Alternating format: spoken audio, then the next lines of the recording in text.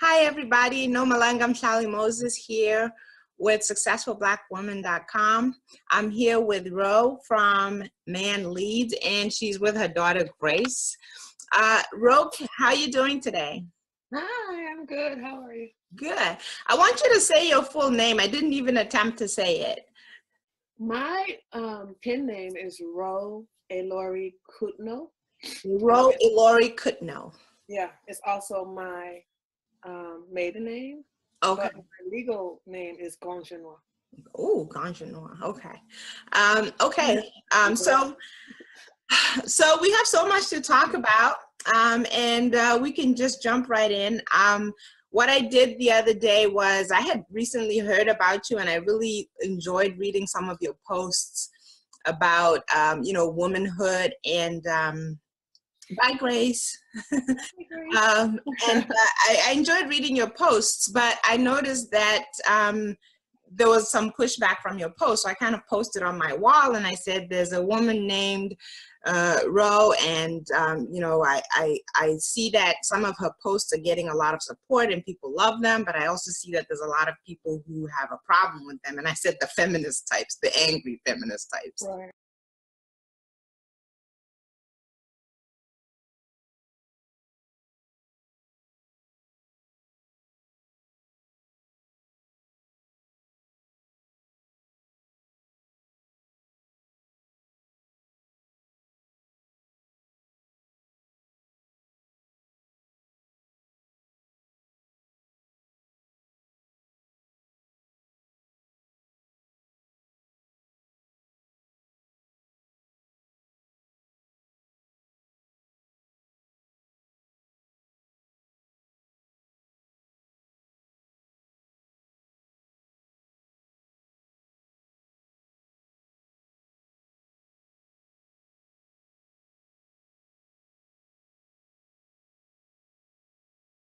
And I mean, it was a flood.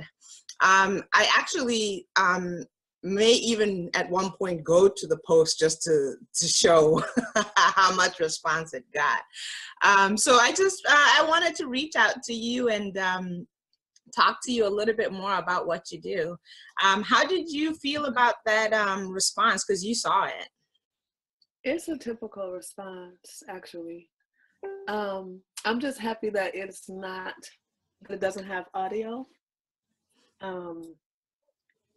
It would have been tragic if I would have had to hear all of those voices. Yeah. Right. Because some of them were very, very harsh.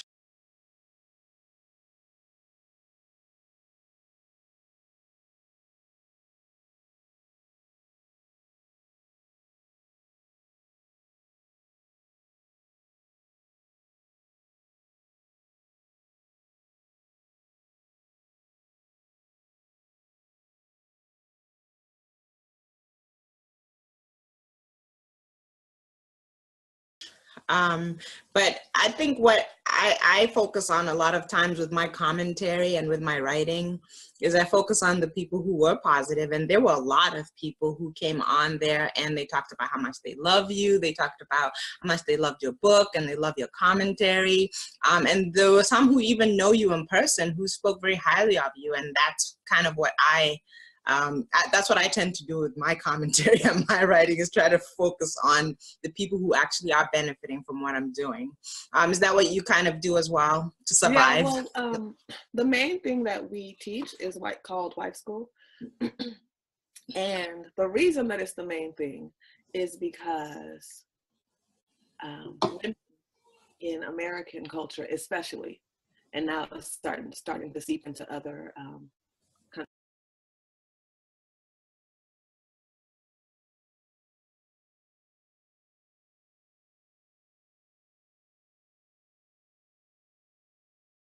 countries. But our women are completely lost, in my opinion, and based on my research and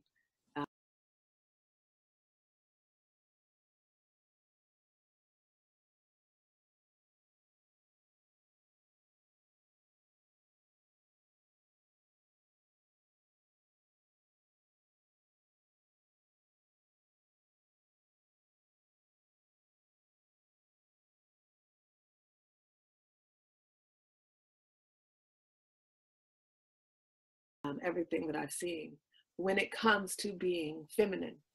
Right. And when it comes to understanding what your femininity means for your family, we are convinced after so many generations of feminism that our biggest gift to our family is that we work and that we provide money.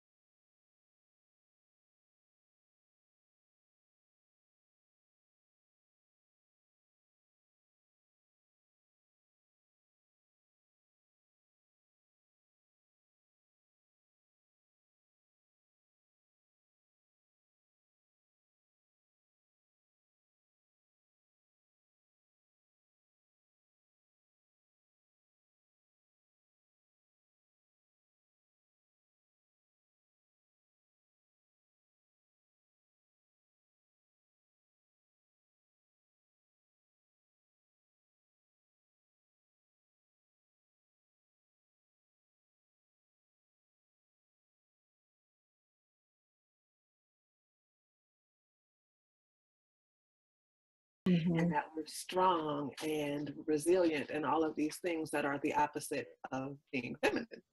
I'm not saying that making money or having money is not feminine under any circumstances, because I've always had money. I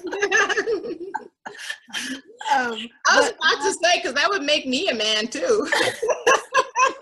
If having money and making money is not feminine, then I must be masculine. Right. For every feminine woman I've known personally and through my research has understood that there is a need to have some type of at least an open door when it comes to making money. Right. So that's not, people are constantly just only thinking that the only way to make money is to go outside every day and work like a man. Okay. And that's entirely not true, especially in 2016 when a lot of people work from home. People should know that. Well, yes. Just speaking from my own experience, I shared with you just before we went live that I used to be a full-time college professor, and when I was growing up, that used to be my dream job, but it actually turned out to be a nightmare. And I quit that 4 years ago, and have had have built multiple streams of income, and most of the time I don't have to. Actually, I don't remember the last time I left the house and connected it to making money. I make everything that I make through internet, phone, everything, mainly on the internet, and I don't have to leave the home. And my kids are homeschooled, so I'm with my kids most of the time. Yeah. So I don't buy into that either, that you have to, fight traffic every day. And then fight it again in the evening and arrive home exhausted, and then give your husband and your kids the little bit of energy that you have left.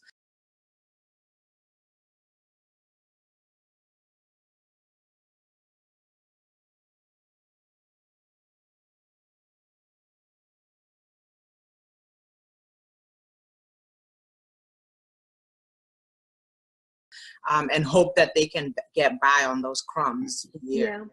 One of the scariest things that I see when it comes to Black women, especially Black women understanding what I teach, is that Black women in America, almost none of us have left America.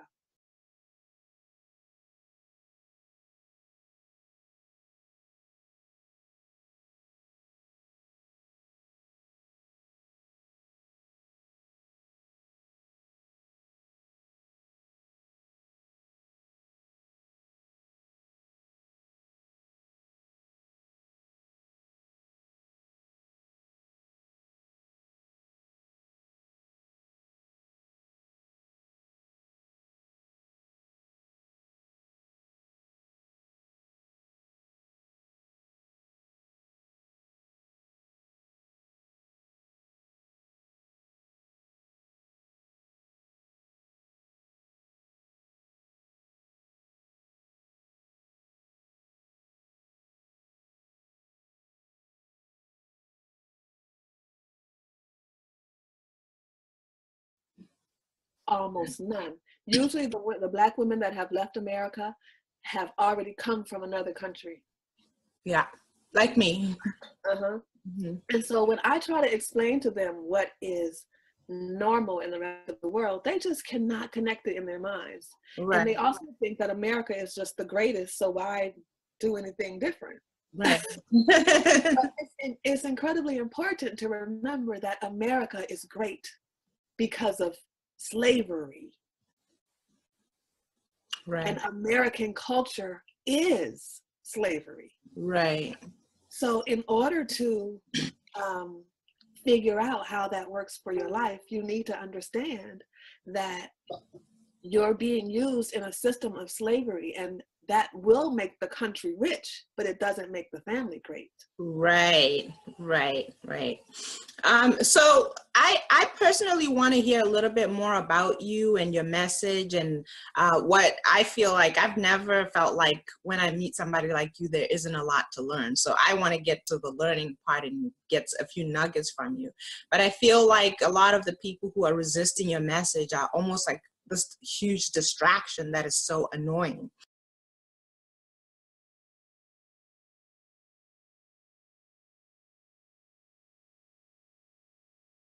So I asked you, if you'd be willing to kind of just once and for all say what you have to say about the things that they're, throwing mud at you with, and get it out of the way so we can get to the business of talking about the things that you and I want to actually talk about. Right. So one of the things that a lot of the women was saying was they felt like you use Sandra Bland. And for those who don't know who Sandra Bland is, it's a Black woman who died in police custody. And people felt like there was a lot of questions, there were more questions than answers as to how she ended up dead. And to this day, nobody feels like she got justice. That's an accurate summary of Right. what happened. So you kind of talked about Sandra Bland in the context of what your message is. So can you elaborate on that? The first thing I want to say is that before Sandra Bland was killed, I was constantly saying that women need masculine protection in their lives. Mm-hmm. And that it's a falsity to believe that we can go around defending ourselves because masculine men have a system of a kind of man code between each other. Mm-hmm. And it's based on instinct. It's not based on thought, racism, or anything, not directly, although, racism is a huge factor with Sandra Bland. It's like the main factor. Mm-hmm.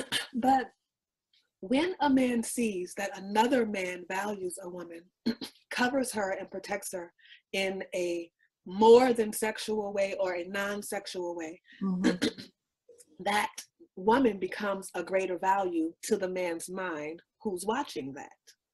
Right. Everybody knows from seeing the video that Sandra Bland could not have been helped in that moment. That's obvious. Any man who tried to help Sandra Bland in that moment probably would have gotten shot. As well, right. What I'm referring to is the fact that her family could not raise or did not raise $500 for her to get bail. Mm-hmm. They were accepting it even on the weekends. When you say they were accepting, you mean where she was being held, the jail or the prison? It was even on the weekend where they could have come to her rescue. Mm-hmm. Nobody showed up. Mm-hmm.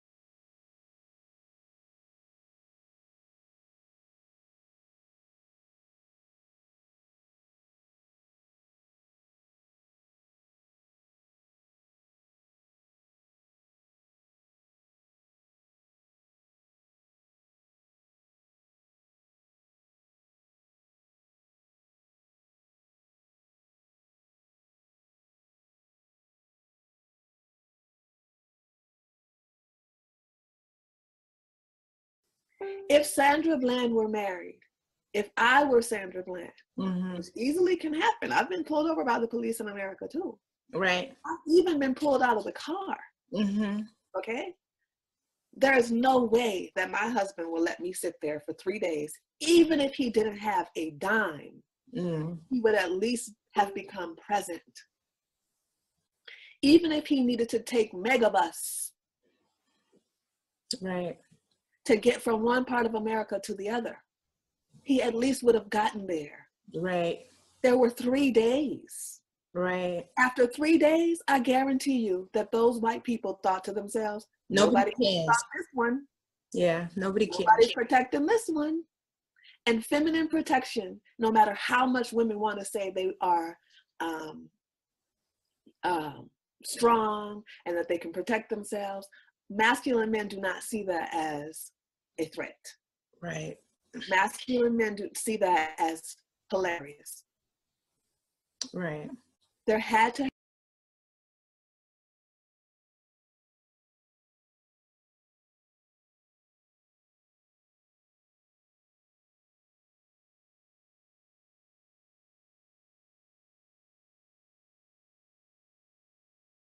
have been either a father, a mentor, a husband. And I did another meme about Sandra Bland. If she had a father, she'd probably be alive today. Right. I did another meme.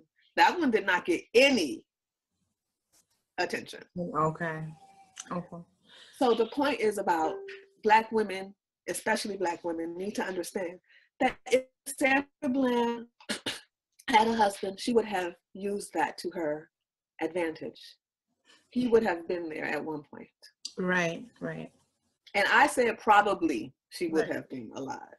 Right.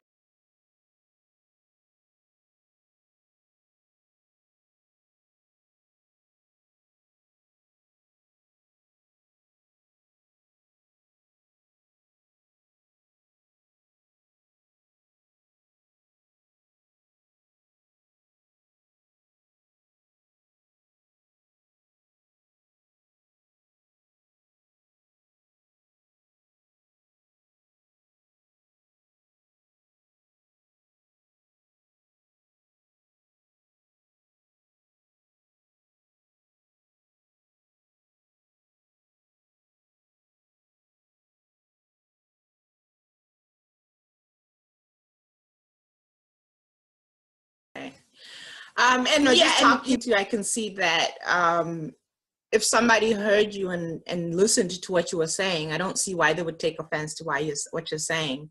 I think what a lot of people said is that you used her to, to further a message or something. But the truth is, I think that if you have a message, people can hear it if you're using real life examples. I don't see what's wrong with that at all. And I've been around talking about the same subject for a long time before. So the other thing is, there's another pushback that says, well, this Roe woman, not my words, is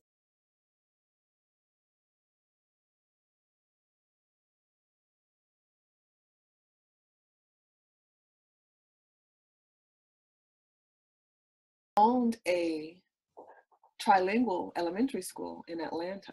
Mm-hmm. And one of the things that they bring up is that there are too little, reviews Mm-hmm.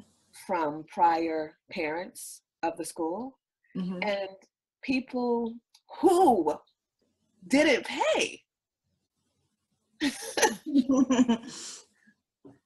People who I let, whose 3 children Mm-hmm. At times. One lady, I let her 3 children go to my school that charged $15,000 a year, all 3 of them for free. Wow.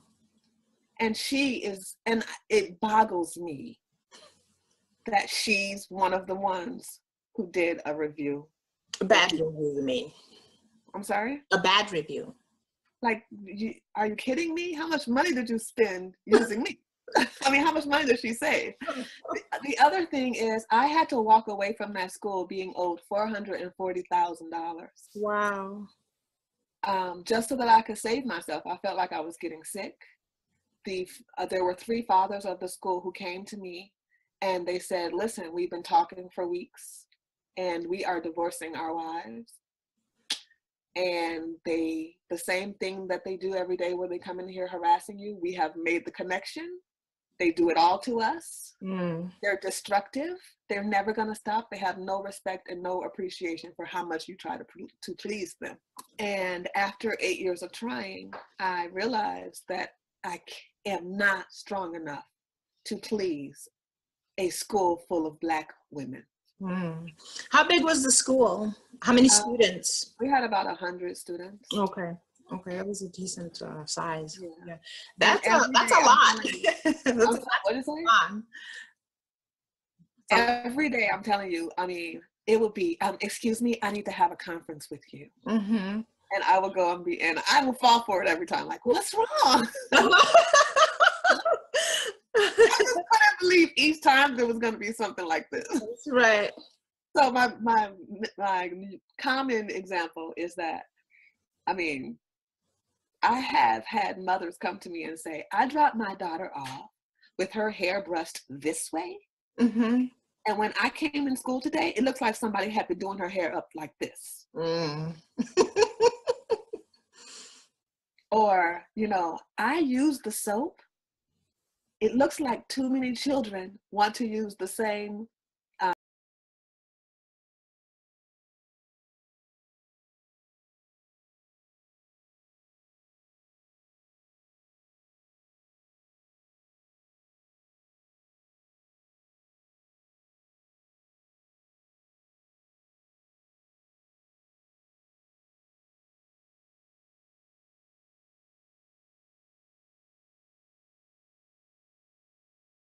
bar of soap. Can you switch to liquid soaps?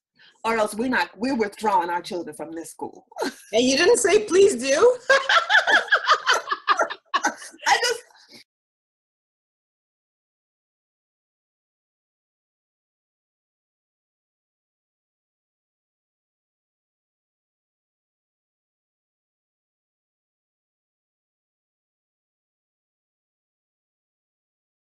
I just, believed that if I tried to please them, eventually they would be pleased. And I learned the hard way that you cannot please an angry Black woman.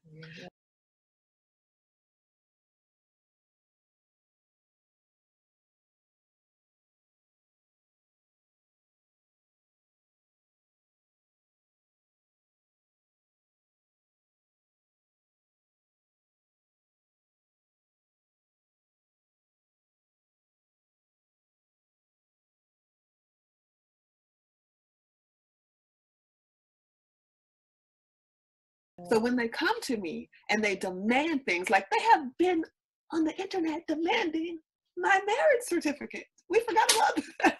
When they demand things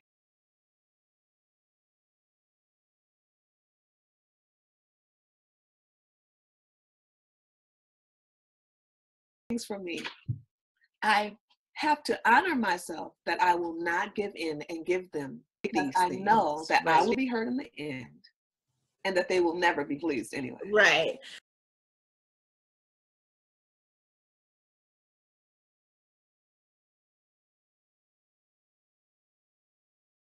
It's a move used to make the other person seem under you by complying. Yes. Right. It's control. Yeah. It's control. Yeah, absolutely.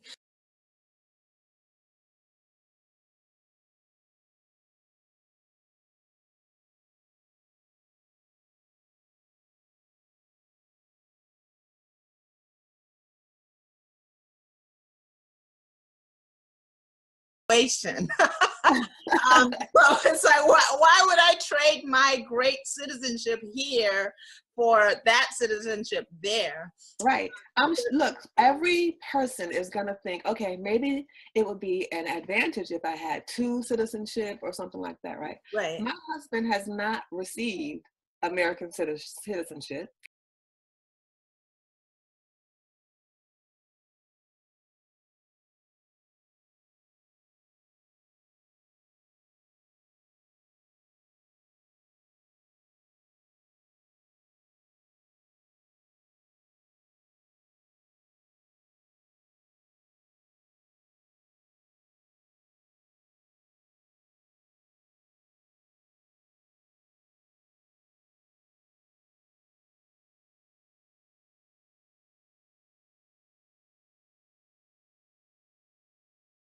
Mm-hmm. He's never applied for it. He does not have a green card. We've not done that. That's not a thing. Right. And your husband Just is, like how you French mentioned with to me. France, free healthcare, free education all the way to university. From the time I was born up until I left to go to school, we had a nanny, maid, gardener. It's bright and sunny most of the year, so it's a great it's a great life. So it's always funny, interesting to hear somebody else say it, because I had a hard time explaining to people that actually I love being in America. I love my husband. I love being here. I love this country because it's been my home for so long. But just understand, this is not the best place in the world necessarily for everybody. There's other places where you can have a wonderful life. So that also, if you come from another country, you can have a good spirit about America. Try to enjoy it. Right. But it seems like a lot of people born in America, they're like kind of depressed. Because, I mean, and you mean, and black people for that matter, because how could you know the history of this country and not have some kind of feeling about it? Like it's a sadness, like you are forced to live in a system and they don't even get to travel. I mean, you're traveling, I'm traveling. They don't get to leave and take vacations from America. So it's like a thing where I don't see how you can stay positive and happy with 30 years. Bring myself back on track. And I think it's a continuous thing, which is why I love your message. It's because whenever your mind and your thoughts and your actions go off track, it's nice to have a very honest compass to bring you back to who you are as a woman, which is how you best operate in life and in marriage. So just a little bit about your book. I'm all ears about what made you write it. What were your thoughts?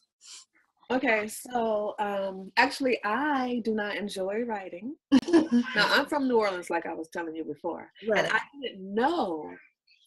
I mean, we have our own culture. Our slavery was only French slavery like that in America. The way that we, French law came into Louisiana because of that, right? Mm-hmm.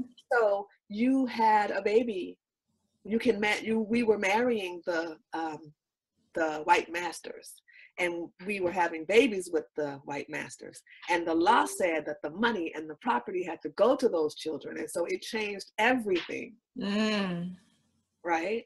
It changed everything.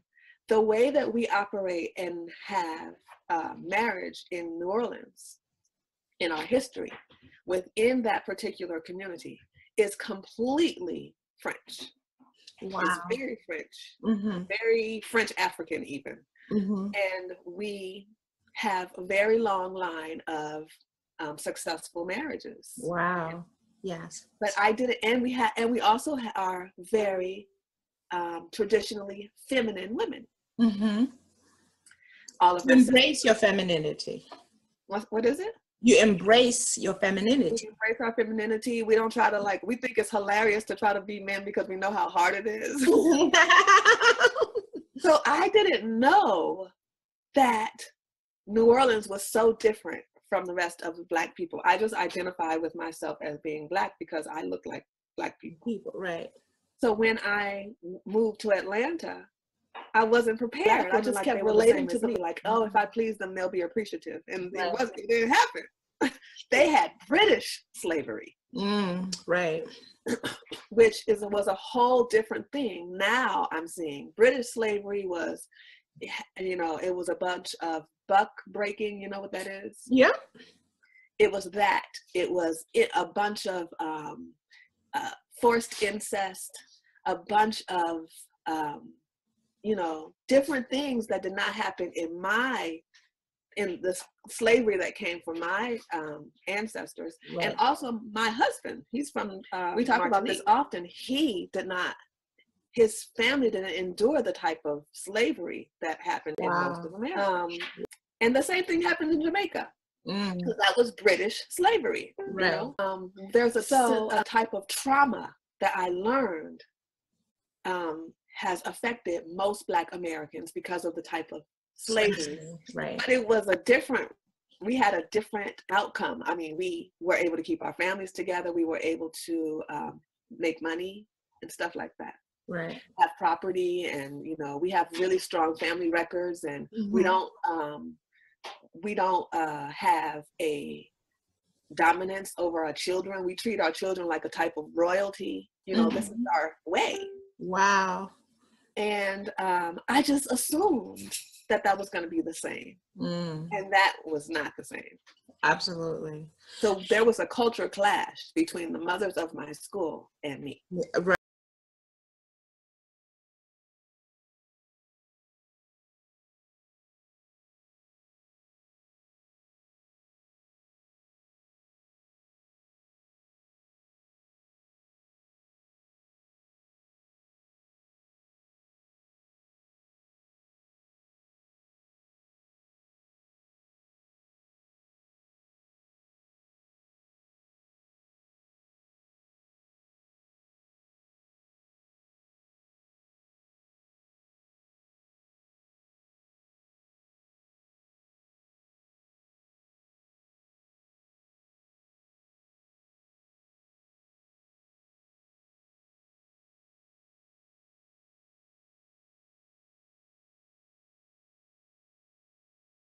Peace family, this is Samantha Nisa Yarashalam L, and I just wanted to make this video because I'm watching another video and I had to respond to it. So I'm watching this video with Cutno and Nomalanga Moses. I think I finally got her name right. And I watched Dr. Boyce Watkins' channel almost religiously, almost every single day for like the last 2-3 years.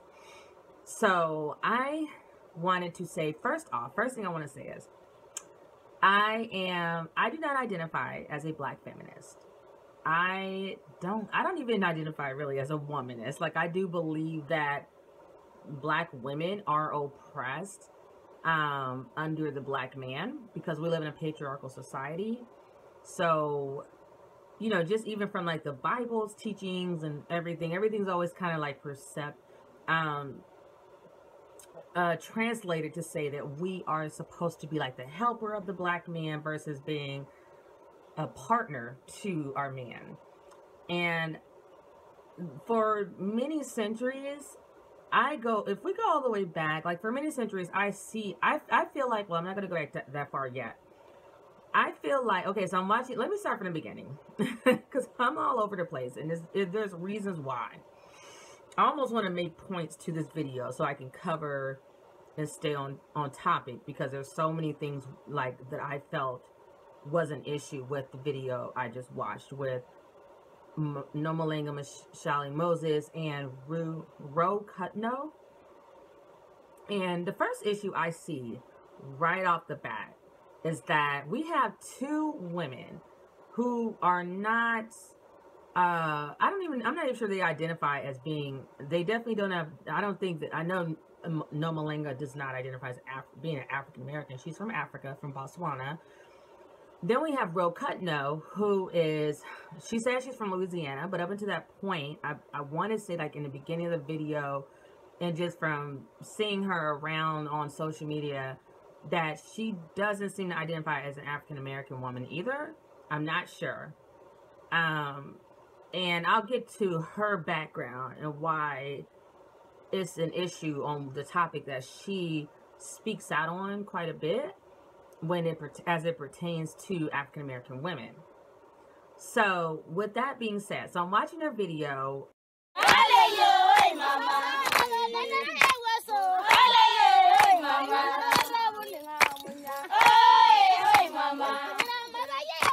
I'm trying to do like a 2-foot skank and it is not dropping. I never felt so white in my life.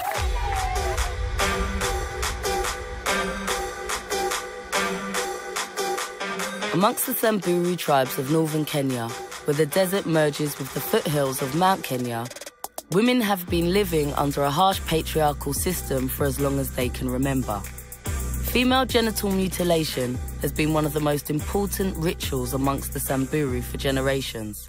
Once circumcised, a girl can be given away in an arranged marriage to start her own family. This practice has seen girls as young as 12 get married to men old enough to be their grandfathers. But this year, Obama's visit to Kenya put women's rights at the forefront of national dialogue. Around the world, there is a tradition of repressing women, treating women and girls as second-class citizens. Those are bad traditions. They need to change. There's no reason that young girls should suffer genital mutilation. There's no place in civilized society for the early or forced marriage of children. These traditions may date back centuries. They have no place in the 21st century.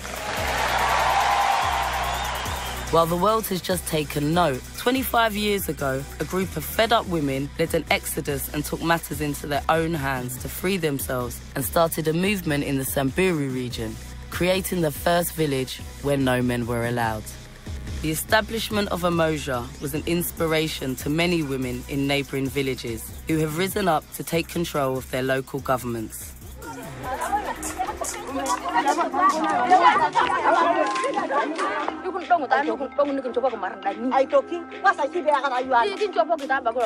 So we travelled to Kenya to road trip through the Samburu district and see what life is like in a matriarchal society.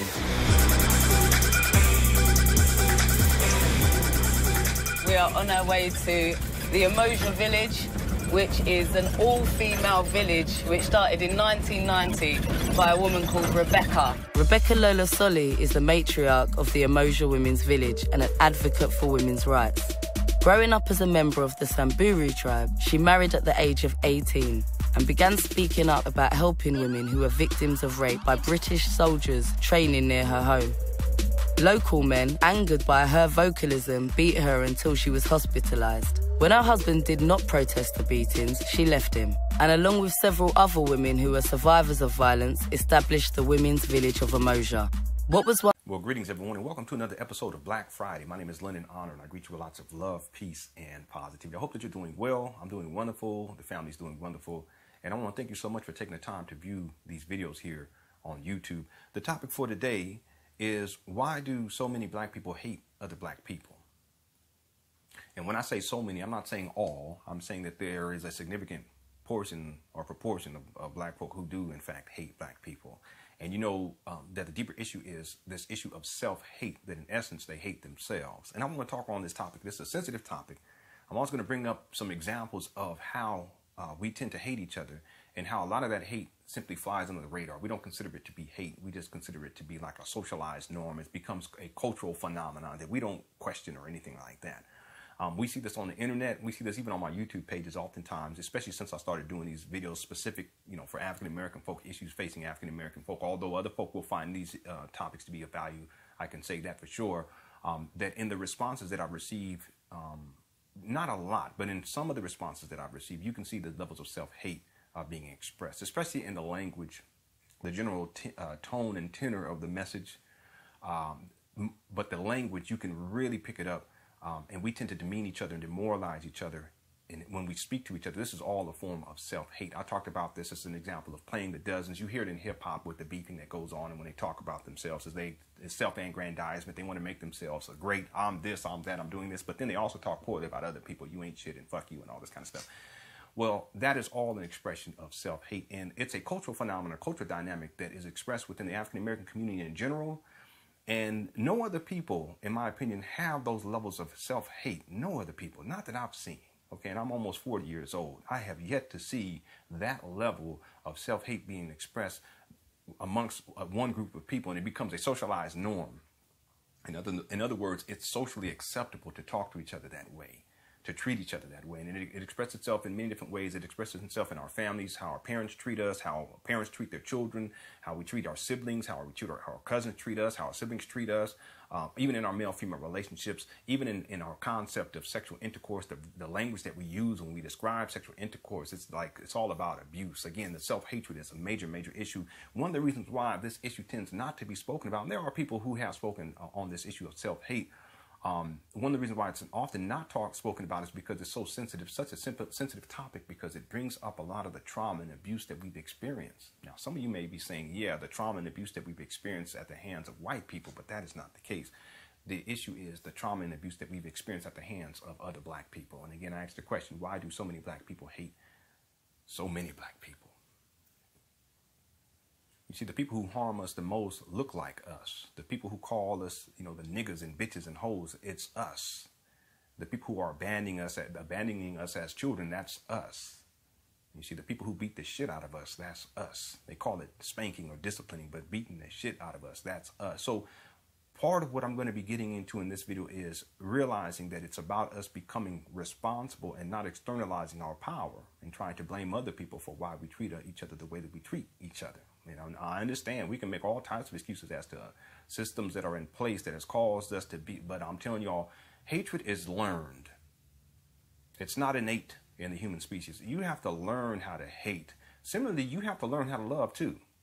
And it's a choice in the end. So even if you're being raised in a difficult situation, if your parents are responsible enough to love you properly and not hate you, then you will learn how to love. And it just takes one generation to transform all future generations. My wife and I, we're living proof of this truth. The levels of abuse that I've experienced as a child, in particular at the hands of my father, it's not being passed down to the next generation. My sons and daughters are not experiencing that. But that's a choice that I've made. And that's because I claim my power. And I'm not going to blame anyone else. I'm not going to say that it's white people. That's the reason why my father used to beat the shit out of us or beat the shit out of my mother. Or that's why he was a crackhead or an alcoholic. I can't use that as an excuse. He made some bad choices. And in point of fact, he simply didn't give a shit. So that's how he was. And that's how he used to talk to us. Fuck you and nigga, fuck you and bitch and all this kind. That's how he used to talk. See, that's the language of self-hate that is codified as a cultural phenomenon, cultural dynamic within the African-American community in general. Am I talking like that inside my home with my children? Absolutely not. Never call my wife a bitch or a hoe. Never will call my daughters that shit. It will not happen. Don't let nobody else do that. I'm a nice person, but please, let's not go there. Never call my sons niggas. Never will. I've had friends who wanted to argue with me about is it okay to call your sons a nigga? I'm like, you have sons, right? Yeah. I'm just, just something I'm thinking, well, why the fuck are you even thinking about that in the first place? But why in the fuck are you asking me that stupid ass question? Okay, that's not how I said it. That's what I was thinking. But I didn't talk to him because I don't talk this way. I'm just doing it on Black Friday. Some people have problems. You shouldn't be talking. I'll get the fuck out of here. This is so that it can resonate with particular people. And y'all know who you are. It needs to resonate with y'all because y'all need the message the most. And it's not coming from a vantage point of victim mentality. The message is not coming from a place of externalizing power. I'm saying it, claim your power as a man in particular, as a black man, that you can transform the reality of the future generations just by making a conscious choice to do things differently. Don't use the language of hate. Don't use the behavior of hatred. Don't call your sons niggas just because you were called a nigga. You see what I'm saying? Or a Negro, whatever you want to call it. Niggas, nig, my nig, niggas, Negroes, whatever. Just don't do it. You will never hear me. Don't have someone else call one of my sons niggas. We're going to have a problem. I'll ask you kindly once. You do it a second time. I may even ask you kindly twice with a little bit more bass in my voice. You do it a third time, I'm going to exit. And I'll exit my sons as well. And if you follow me and you call my sons that shit, someone's going to get their ass beat. And again, I'm one of the most peaceful people you guys will ever meet, but I'm very adamant about this. The language of hatred and abuse is not going to be passed down to my children. And I had enough of that shit to know how dysfunctional it was. And guess what? That language, that wasn't language that white people were calling me. Although I did have a couple of instances where there was white folk calling me a nigga, right? Or nigger, right? But on the daily, it was other black folk. So part of what I'm getting at here is that laying personal claiming your personal responsibility to transform how you treat other black folk, as opposed to trying to blame other folk as to why you treat black folk in a disingenuous or disrespectful way. It really comes down to disrespect. Even as I've done these videos, before I get into the topic, I have my notes here. Even as I've done these Black Friday videos, I've had this dynamic take place, in particular from black males, where it's a language of hate. Instead of coming at me with a level of intellectualism, it's all about ad hominem attacks. You're a new Negro. What the fuck? What is that? You're a new Negro. You're a coon. You're a sellout. You're a Negro. Okay, well, you can say all that shit, but guess what? I'm also a dedicated husband and father. 14 years with my wife, no betrayal, no fussing and fighting. I don't bring no drama to my wife's life. In fact, I limit the amount of drama. I protect her from the drama. She's safe and secure in this relationship. You see, she's not taking care of me financially. I take care of her and my children financially. I handle all of that. Been here with my children from the beginning. Ain't going nowhere. I'm not no baby daddy. I'm in my children's life every single day. First 2 children we gave birth at a birthing center. The last 3 children we gave birth here at home, and I delivered them with my own hands. Get the fuck out of here. The challenge, I think, for a lot of us is that when proper intellectual process is presented to us and we have to face the fact that we've been externalizing all our power, what we tend to do is we revert back to this language of self-hate. And that's when we demean and demoralize other people. You see what I'm saying? And this is part of the reason why we hate each other. Because we've been raised that way. A child has to be raised that way in order to express that. Unless they transcend that paradigm of self-hate and abuse and abusive language, they're going to continue to do it. And again, in these videos, yes, I will say motherfucker every once in a while, but that's not how I speak on the daily. Y'all could probably pick that up anyway, right? But I do know the language because I grew up in this shit. You see? So right off the bat, I'm watching this video and I'm just saying, I'm thinking to myself, like, you can't really give advice to the African-American woman if you're not an African-American woman. Why do I say that? Because we have had a very distinct struggle that no one else can possibly understand unless they lived in America, right? So it's like there are times I get so sick. Like I had to put an African woman in her place the other day, and I like African women, never had a problem with any type of woman. If you're black, to me, you're black, a black person, and we're all from Africa anyway. Like, I really don't believe it benefits us at all to discriminate amongst ourselves when we're already so oppressed by white supremacy in every other race in America, in the world, right? Like Chinese, the Asians, the Indians, the Native Americans, the people from India, the Arabs, whatever. Like, everyone else is oppressing us. So why would we sit here and be like, I don't like her because she's from such and such country or whatever? We just don't have that time to be doing that, right? That's how I feel anyway. So but the thing I noticed is that a lot of African women, or even like the Brazilian women, I saw some video where there was like these guys, and they go back to Brazil to find their wives because they're just not find their wives. They like Brazilian women better because they're more docile and passive or whatever. And the thing I noticed in that video, and I'll try to get the name up for you guys. I don't know off the top of my head, but I'm sure you can search it on YouTube. Black men and Brazilian women. They love to bash black women, black American women on YouTube. But, and that's usually why a lot of black women are so quick to say, I'm not African American. They want to claim whatever they're from. Whatever. Usually when people don't want to be something, it's because we're given a very negative stereotype. We're very hated. And I just did a post that by Blavity, they were asking, why are these like tired looking white women so quick to say negative things about Michelle Obama?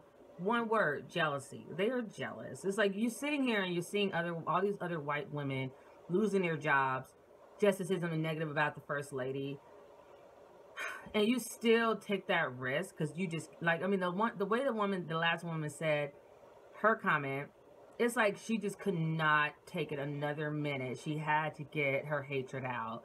And I'm thinking about all the white women that were first ladies before the beautiful Michelle Obama. And girl, please, like, I don't care. I don't care enough to like say something negative about them. And I definitely don't care enough. I'm definitely not that hateful and that jealous and that envious that I'm going to risk my job. Because there's a woman now at a hospital that her job's on the top. Like, her job is up on the chopping block. Like, they're just, she's about probably 2 seconds away from losing her job. And this is like the third lady I have seen on social media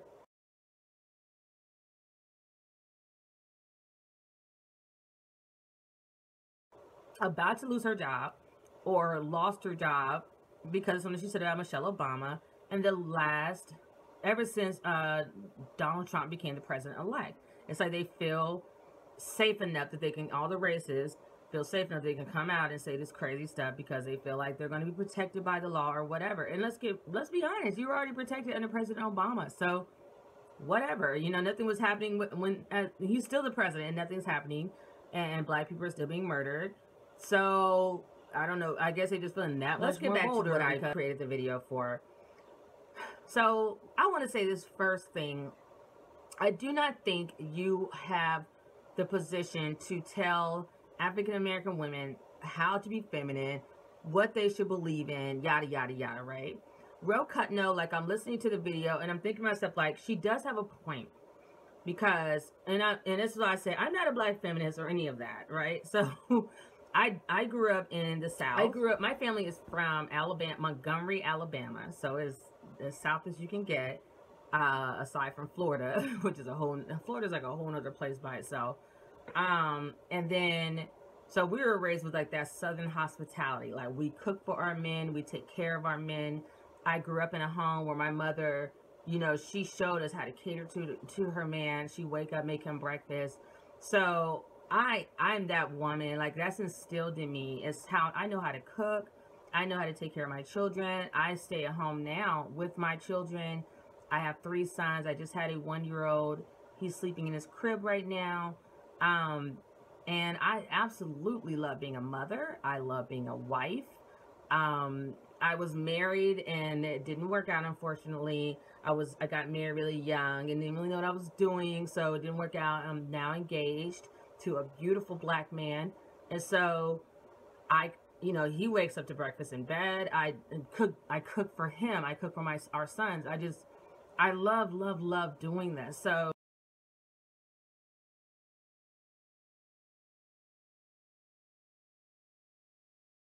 I'm absolutely not identifying myself as a black feminist.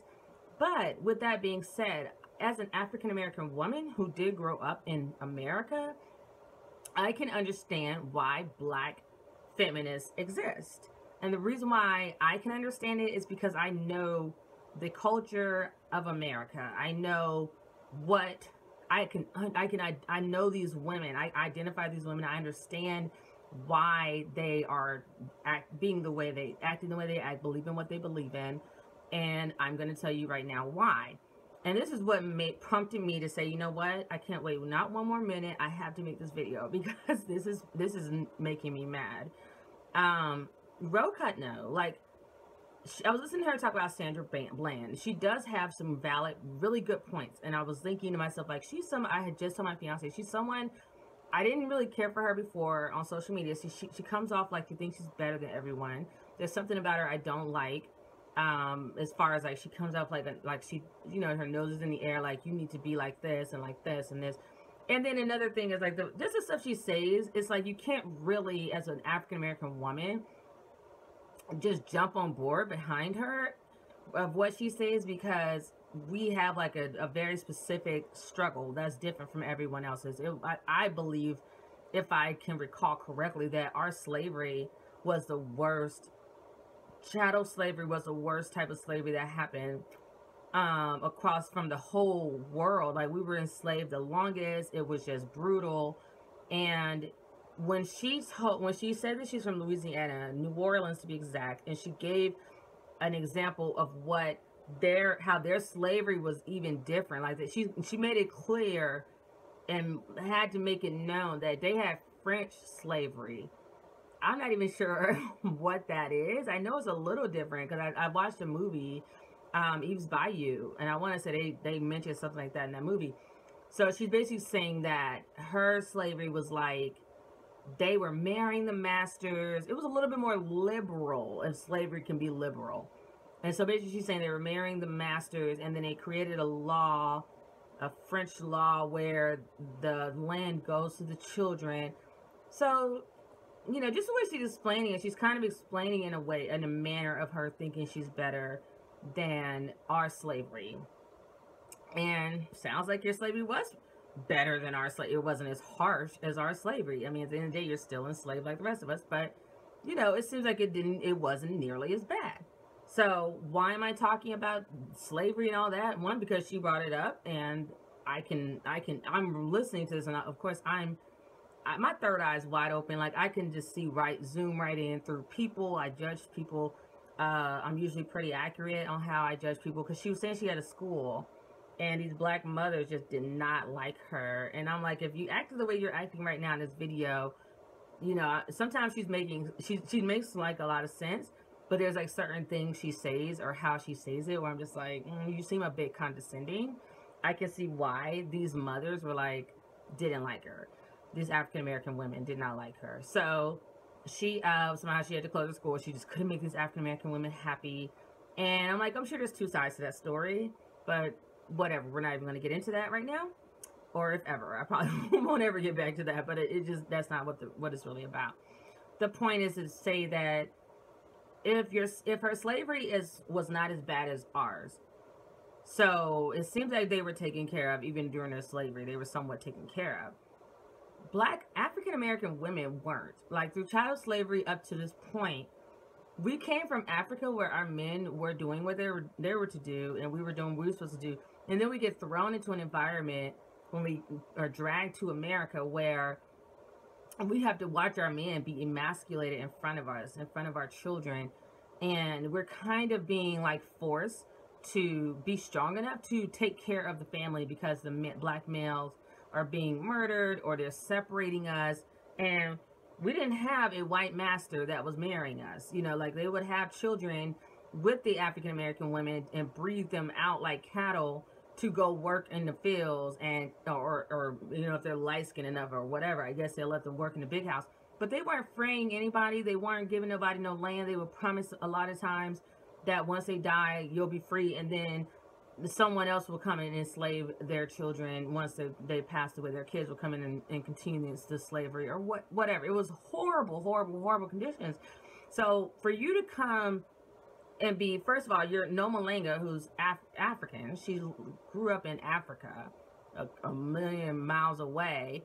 And for you to come in and try to expect African American women to be receptive of what you're talking about, it's just really hard to do that unless you come from a place of really just loving and caring about the black race as a whole. You can't come on this I'm better than you condescending pedestal that I've seen a lot of African women that do that. Like I had to get into this one African woman on Facebook, and I had to keep it 100. You know, I'm just so sick of hearing how African people come over here and they try to say black people are lazy, or the African American women are just too argumentative. And then you got even the silly black American guys, because they're so easily influenced. It's like, you know, how they jump in the fence to go with a white woman, or I'm gonna go to Brazil, but you're not marrying any of those women. Like one thing I noticed in that video where they showed the black man traveling to Brazil, the one guy's like, I come here every year. Yeah, but you never marry them. You never bring them home. And that's part of the problem. It's like a lot of African American women are now quote unquote black feminists, or, you know, people would say we are being like black feminists, or we have the qualities of black feminists because we, sorry, my nose is like running, is itching. I'm just not feeling well. But anyways, like they'll say that, you know, they'll say that these women are identifying as being black feminists, and it's like it's happening because our black men are now used to not taking care of the black family. They haven't been doing it since we got here because the white man didn't care, obviously, about black families. They made it their job to separate us. They didn't, you know, you're stronger, obviously, as a family. So why would they let black families stay together? They're constantly separating us, selling us off to other white families away across somewhere else, you know, selling us here, something like we're pieces of property. It's just disgusting when I think about it. But you know, so that continued from generation to generation to generation to the point now where black men almost for a minute, and I think in the 90s were proud. I've met black men who were proud to have like a bunch of seeds. Like, oh, I got all these seeds, but they weren't taking care of any of them. And they were with a lot of different women. So they couldn't afford to take care of any of them. You know, it's like versus you just have one woman with all your children. You can just pay that one woman child support or whatever, you know, give her money, whatever she needs to help take care of the children. And black guys a lot of them are been so oppressed. Like they don't have it to even barely take care of one woman, let alone like 3, 4, 5, 6 baby mamas. And then on top of that, you know, it's just, you know, it's crazy to me because then people will say, well, she's vindictive because she's taking him to the white man's court to get child support. Isn't he supposed to be protecting and providing? So if she has to take him to court, there's a chance that he's not doing that, and he's thinking it's cool to keep having babies on top of that, and none of them are being protected because dad is not around. He's a deadbeat.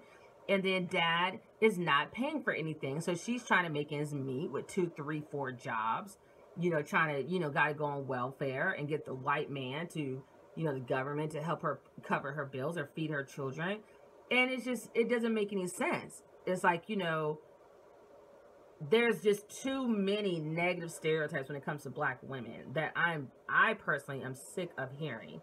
Even if I could say these don't really have much to do with me, because I grew up in suburbia, and like they say black women don't get married. I was married before a two-way black man, so all these like stereotypes are constantly like, I don't even hardly know anyone who's on welfare, never have been on welfare. Half the time we don't even qualify. People in my family don't even qualify to be on welfare. I tried to get some assistance when I first got out of the military. I had my one toddler son, and I got out and I was just needing some help until I could get another job, because I got out because they were trying to send me overseas to war, and I wasn't about to leave my child.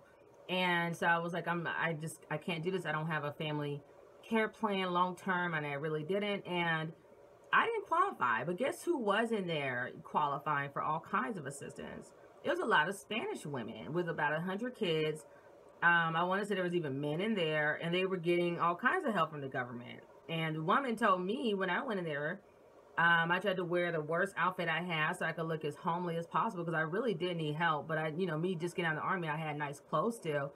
That doesn't mean I'm balling out of control now. I don't have a job. Wasn't in the military. I don't have a job anymore. And I remember this black woman told me that she recognized my neighborhood, and she was like, oh, I know that neighborhood. It's really nice over there. So it's like she basically was trying to say, you're not struggling quite enough. I lived in a 2-bedroom townhome in Fayetteville, North Carolina, and my whole check was going, the whole little bit of check I had, and that was coming from GI Bill, was to pay for the rent, to keep a roof over my head and my son's head. And then I even had to take my brother in because he was showing out, and my mom and dad didn't want him moving in with them. So I let him move in with me so he could finish high school and all that. So again, I'm taking care of a grown black man who isn't doing, stepping up, doing what he's supposed to do. And then it took a minute for my sister and I to be hard on him to finally get him to get out of the house, and he signed up for the military. We're not going to go, any further than his story. But anyways, there's just too many issues in America for people who aren't even from America to tell us how we should act. And then if you're from America, but you're trying to act like you're from you had a different kind of slavery, you had a different kind of experience.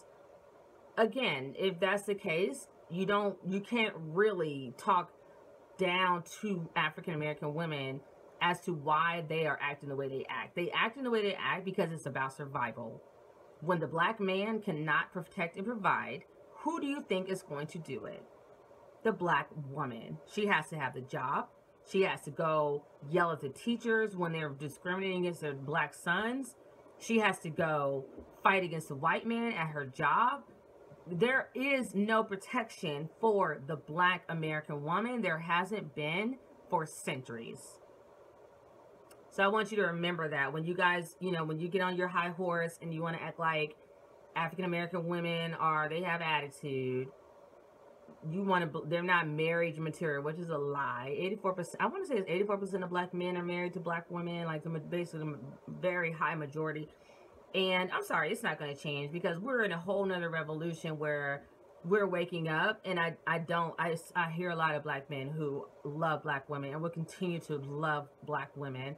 And what we need to do now is come together as a race, as a whole, and get away from white supremacy and they crazy, and realize that we need each other. We really do. And going to marry Becky or going to marry Bill is not going to solve your problems. It may solve it short term, but long term it's not. I actually just saw another video where this black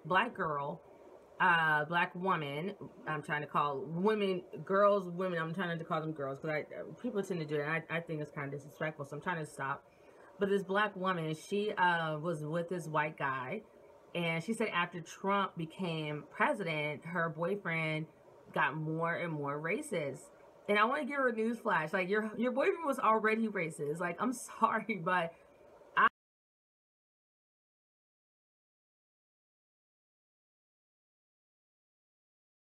That's what Trump should do. The second he's elected, give all you motherfuckers your tickets back. You don't like it? Peace. Black Lives Matter, go matter the fucking Ghana. If he sees me recording, he's gonna end my life.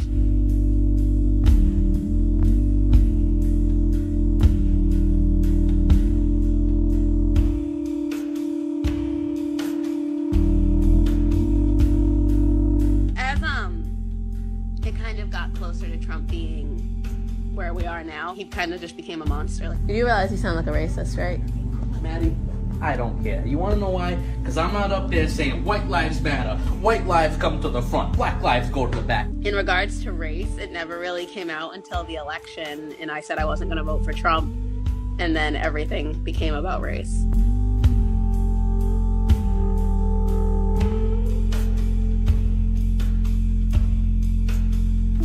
I had one girl who was like, your video made me reopen my domestic violence case.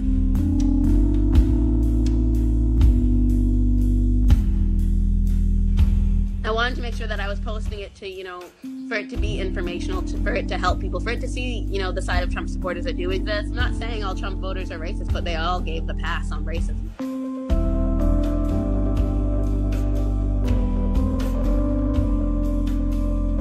It's crazy to think that I let someone, make me feel less about myself than I am, and it'll never happen again.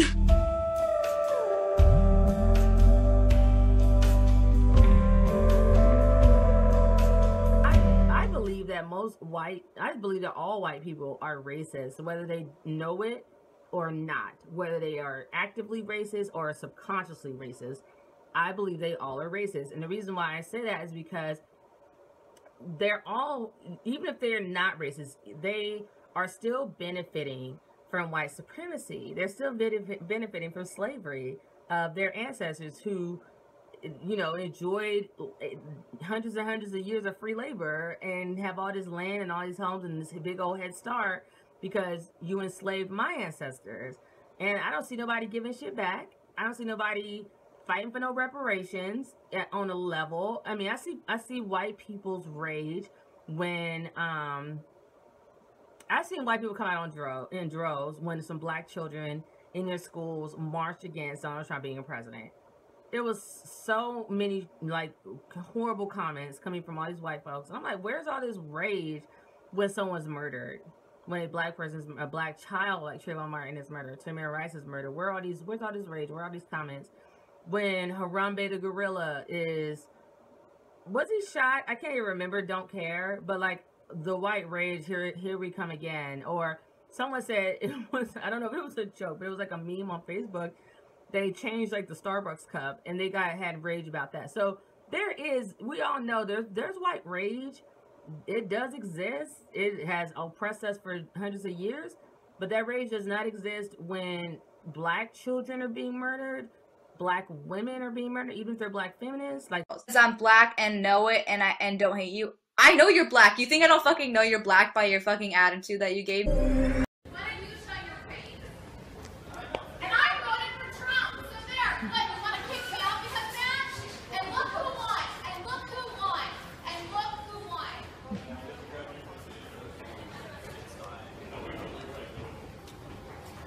Okay, this lady is actually screaming that she's being discriminated against. I should be discriminated against. Okay. Yeah, because I'm not someone's therapist. Okay. I don't know what you think you're videoing. I was just discriminated against by two black women. Yes, I was. And you being a white woman, you literally thinking that that's okay. You standing there with your baby thinking that's okay. I don't know what you're videoing. But your child is stealing. She's not. Yeah, I don't think you paid for that.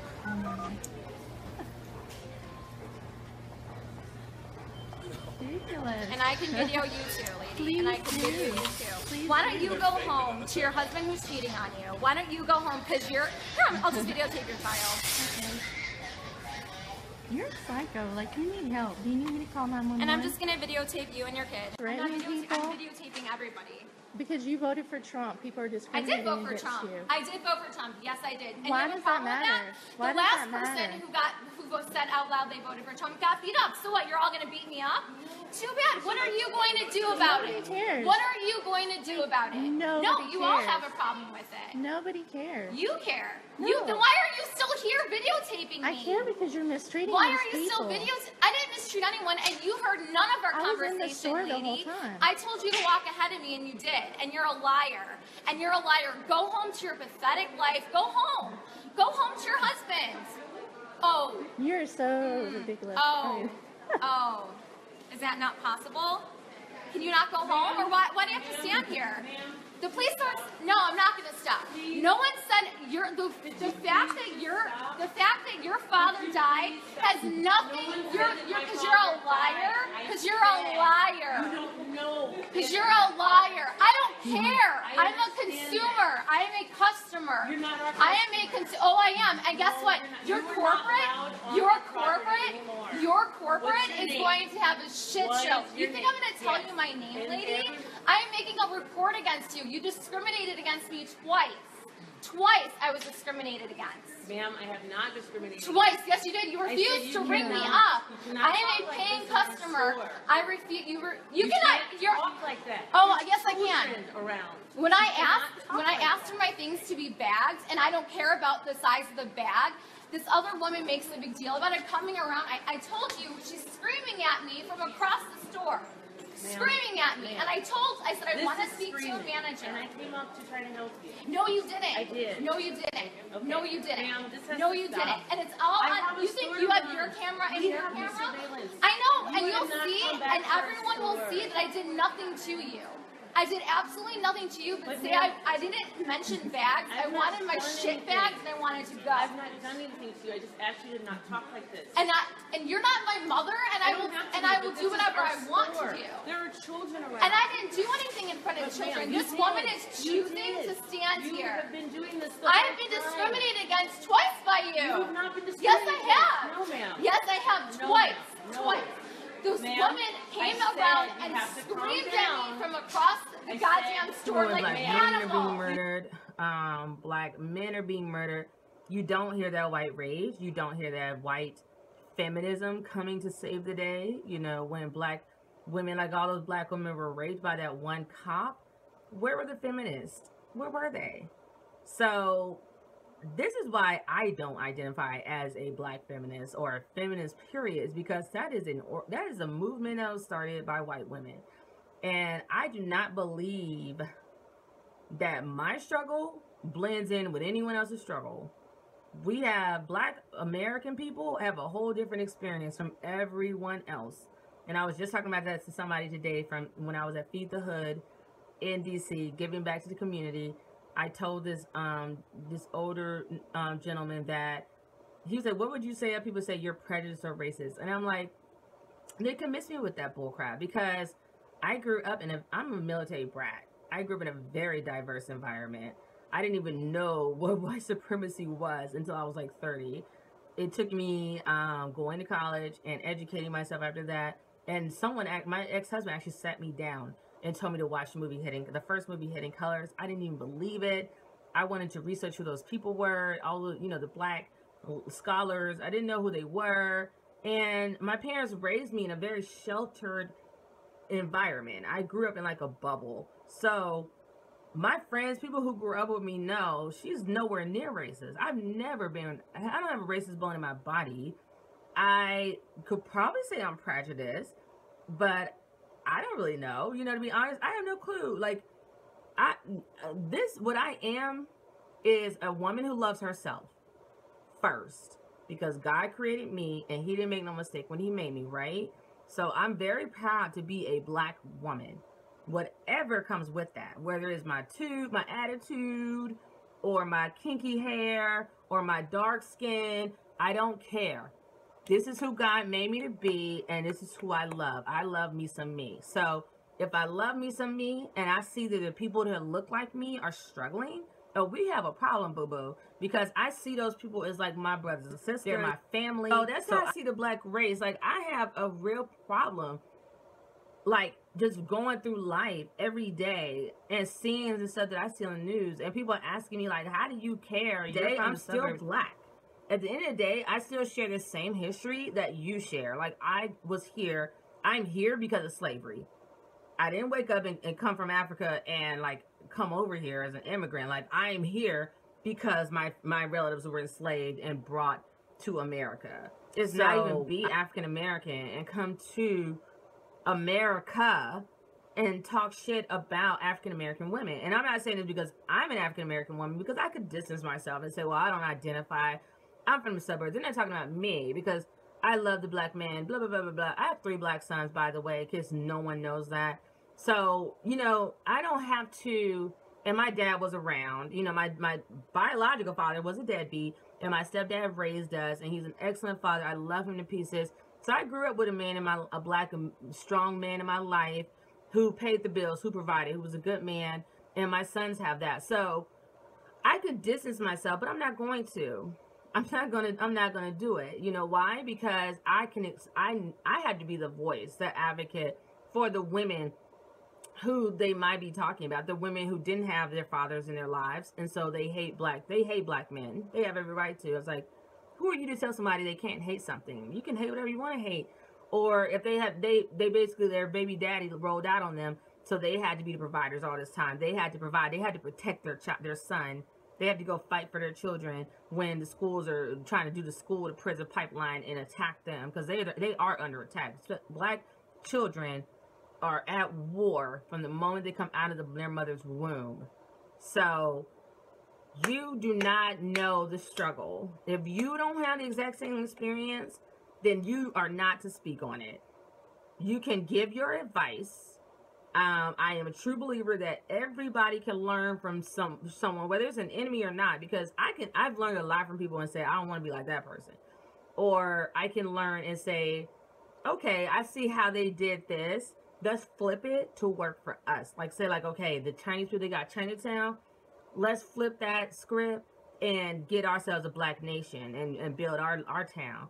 And so you can learn from your enemies. You can learn from people who don't look like you. You can learn from people who have different experiences from you as you. That's fine. But what you're not going to do is sit there and talk shit about the people you expect to be supporting you. You're wondering why they don't want to listen to you. That's why. Because you're condescending, kind of looking down on them. And that's just not acceptable. Like, when I try to help people from all different parts of the globe, I'm not shitting on them. I'm not saying stuff about them. I notice things about them because I haven't found a group yet that's perfect. So, like, I see all kinds of things. Like, I feel like personally in Africa, I thought they were very woke, and I'm finding out they seem to be more knocked the fuck out than we are in America. And they're on the continent of Africa around a bunch of other Africans, other black people. And you have to wonder why, after all these years, they still can't get their shit together. Why does Africa look the way it looks? Why is the majority of Africa impoverished and oppressed? And why do we have to keep sending stuff over there? Why are they waiting for all these handouts or this charity or whatever? So we can all talk shit about different groups of black people. No one's above anyone else. All you need to know is that we're oppressed as a whole. In general, the black race is at the bottom, very bottom of the pile. And if you have the resources to help your own race get out of the bullshit that they're in, then do it. Because at the end of the day, when someone stops you, they're not going to care that your slavery was French slavery and my slavery was this type of slavery. And I'm African, so I'm not even part of that slavery in America. I'm over here. They don't care. White supremacists don't care. And all I hear when I watch that video with Cutno and Nomalanga, Michelle, and Moses is division. That's all I hear is division and condescension. Like, I just see them being condescending, and I see division, and I see judgment. When you're teaching people from a place of love, and you really want to help this group of people, you don't have to talk bad about them. You don't have to talk bad about their country, how nobody wants to be in America, because you're here, or you're from here, and you got your benefits from here. And the thing, the black American people who you're looking down on, we fought and given our lives. Our ancestors have died so that you could bring your ass here and have all the benefits that you're enjoying, all the opportunities that you enjoy. So don't you dare be disrespectful to my people and look down on them and act like, oh, they're lazy, they're this or that. You don't understand what we are. You know what I'm saying? Like in this video, they're talking about how if you have an accent, you're going to be treated different. And that's the truth. Like if they know you're from another country, they treat you differently because you're like exotic or something. But at the end of the day, you're still a black person. But I've seen it with my own eyes where this African guy is like a government employee and he's kissing a white man's ass, and it's like he's able to like use that to his advantage because he's got the accent and he can kind of like act like I'm not with the black Americans. I have a continent behind me. I'm from Ghana and I've got this strong continent behind me or whatever, or this strong country that is got a little bit more unity than African Americans do. It's kind of hard to have unity when the oppressor is fucking living like right like next to you every day. I mean, I literally feel like I'm in a cage. Like you come out your house, you don't know what's gonna happen. You know what's gonna happen. You could just be trying to go get some damn sugar for your kids, and you get pulled over and be dead. Like I'm fucking tired of it. I'm so sick. Like I'm thinking about Joe McKnight right now, and I'm just so angry. But so.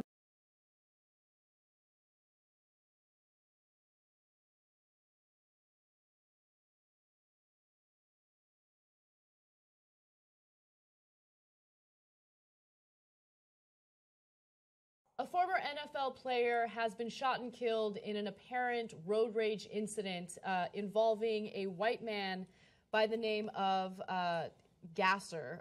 He is a 54-year-old man, and Ronald Gasser is his name. Now, authorities have reported that it was a road rage incident, but we don't have specific details about how it all went down. Now, Jefferson Parish Sheriff Newell Norman, speaking to reporters at the scene, said the shooter, who was identified as Ronald Gasser, stayed on the scene and turned his gun in to authorities. By the way, this happened in Louisiana. The sheriff's office said that Gasser had handed over a semi-automatic handgun to officers at the scene. The sheriff said he had fired 3 rounds from inside his vehicle. So they are saying that this is involving someone cutting someone else off on the road, and then, you know, words were exchanged, and then it just kind of escalated from there. McKnight, the former NFL player, was shot 3 times in the hand, shoulder, and chest. Now, the update to this story is probably the most, not the most devastating part, but some would think that there's some injustice involved because the shooter has been released. The man was released overnight after McKnight was shot in an apparent road rage episode in Terrytown, Louisiana, about 5 miles southeast of New Orleans. He was released without charges, okay? And so the authorities are saying, well, you know, we kind of have some laws on the books that allow us to investigate and let the person go as we're investigating the case. Yeah. So we mentioned he's white in the beginning, but we had the story in the rundown when I had no idea what his race was, and this story had nothing to do with race until we got the update.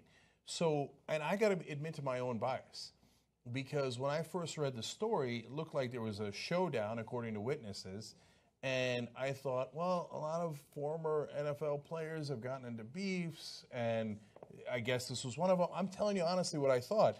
And one of the witnesses said, again, before we had any idea what the race, we know the race of McKnight, he was a former NFL player, right? But I assumed that since it was in his neighborhood, that it was 2 black guys who'd gotten into a fight. It's all on me on the wrong assumptions, okay? But the witness said the shooter stood over him and said, I told you, don't you fuck with me. Then he fired again. So, according to the witness. That's according to the witness. So that's what the witness says. The authorities have come forward and they've said that that did not, in fact, happen. So let me give you some more of the details, okay? So first of all, there have been a number of protests since the suspect was let go without any charges. Again, they're saying they're investigating it, but he has not been charged. They completely let him go. He says that he doesn't really care too much about the protests. This investigation is not going to be moved, influenced, coerced, or changed in any way by the external force, comments or otherwise. I can't control what's on social networks, and if we want to continue to be silly, that's fine. By the way, I don't think it's silly for people to want answers after someone was gunned down in a road rage incident, but nonetheless. So as Cenk mentioned, a witness who declined to give her name said that she was leaving the store in the area when she saw a man at the intersection yelling at another man who was trying to apologize. The man who was yelling shot the other man more than once, she said. She said the shooter shot the man, stood over him, and said, "I told you, don't you fuck with me." Okay. That's why I thought it was a beef between two people who knew each other. Because he said, "I told you," like, and I had assumed that was from a previous incident. Right. But it turns out they didn't know each other. So here's the response from the authorities over the witness's allegations. Sheriff Norman disputed several rumors that had spread on social media, including that Gasser had stood over McKnight as he fired the gun, that a video has been recovered, and that a witness had said McKnight apologized to Gasser before the shooting. By the way, to be clear, if it's not clear already, they have not found a gun belonging to the victim here. Right. Basically, what I just wanted to make that comment, the comments that I made, like, don't speak on African American women, period.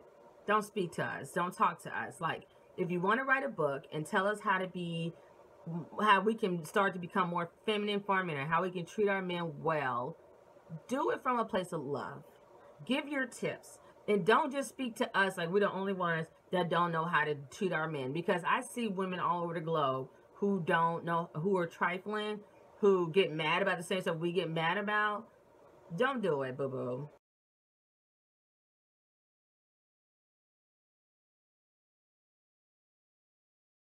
Residents of an all-woman town are seeking eligible bachelors. That's right. Did you know that there is a town in the southeast of Brazil? It's almost like a commune that is almost entirely women. That is right, folks. It's called Nueva de Cordeiro. Some of these women say it might be nice to have a few more dudes in the mix, though, so now they are looking for some eligible bachelors. Here's what Nelma Fernandez had to say. "I haven't kissed a man for a long time. We all dream of falling in love and getting married, but we all like living here and don't want to have to leave the town to find a husband. We'd like to get to know men who would like to leave their own lives and come be a part of ours. But first they need to agree to do what we say and live according to our rules." Pretty interesting stuff, folks. So there are very few married women in this town, but their husbands work in cities no closer than 60 miles away and tend to only live there during the weekend. So this is like a female utopia. It's pretty crazy.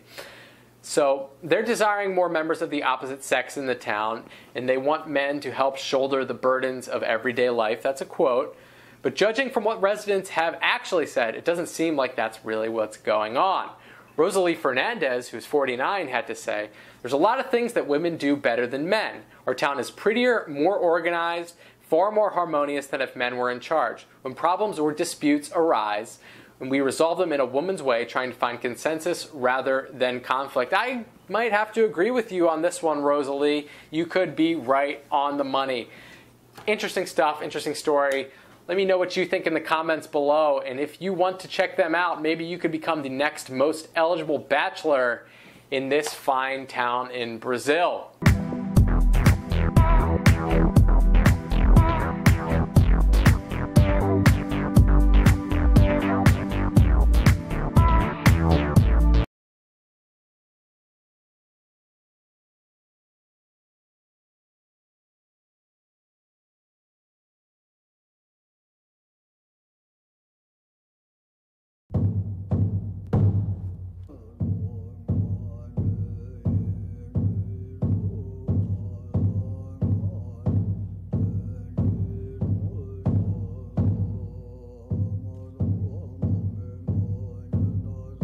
We're high up in the mountains in the southwest of China near the Burmese border, and we're on our way to meet the Musua people, who live in a remote place which is also known as the land where women rule. We're going to spend a week there to find out what life is like in one of the world's last matriarchies.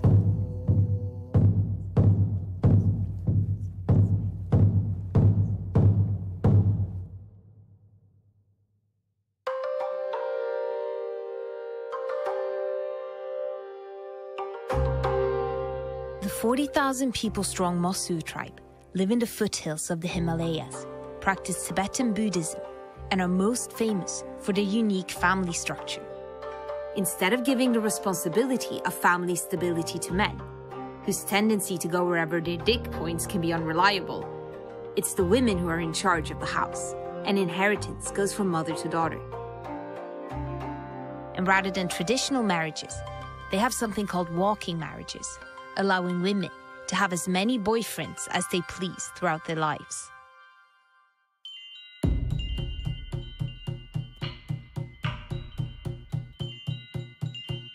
To get to Lugu Lake from the nearest city, Lijian, is an 8-hour drive on mainly high-altitude dirt roads. This is one of the least developed regions in China, with no nearby railroads. So when we arrived, we were surprised to see so many Chinese tourists. So different than what I had imagined. On the way here, it felt like going back in time, but everyone just looks completely normal, aside from some badass grandmas, and there are lots of cars and hotels and hair salons. To find out more about the Mosuo, we headed to the local museum. 摩梭人在这边土生土长的这个摩梭人，这是我们这摩梭家园的一个小模型。花楼就是我们摩梭成年女子住的一个地方。成人以前呢，我们都是跟着这个祖母，住在这个祖母屋里面的。What makes the Mosuo matriarchy a matriarchy? 大家庭里面是没有父亲的。摩梭家园的话呢，就是我们这祖母是最大的。13岁满了13岁，举行了那个成人礼之后呢，我们就是在这个花楼上就有自己的房间了。然后这个男孩子呢，就是可以走婚了的意思。形式呢是男方到女方家上门走访，第二天早晨回到自己的家中，仍然归居母家，所以被称之为走婚。The girl from the museum told us to check out the lake and the famous walking marriage bridge where people go on dates. But rather than starstruck lovers, the bridge was full of tourists taking selfies. Even I became a tourist attraction.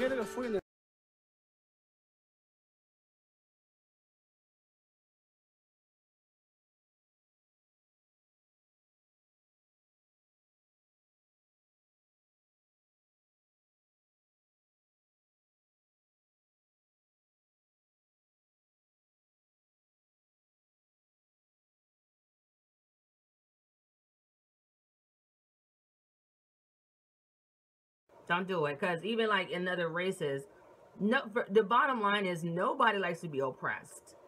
Nobody likes to be oppressed. And black women go from being oppressed by the white man and the white woman to our men wanting to oppress us because they don't have no power over nothing else. So now they're trying to come home and beat on us. I mean, look at the statistics. Look at the statistics of how many black women are being abused. We're being abused from every fucking angle.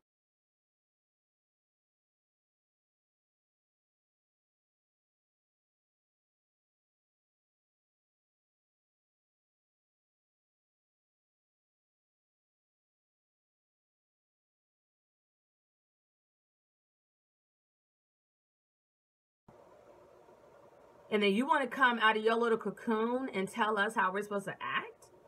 How we're supposed to treat these black men who are laying hands on us, who are raping us before we even hit the age of 18, who are abandoning us left and right, whether it's our fathers or our children's fathers. I mean, this is going on for generation to generation.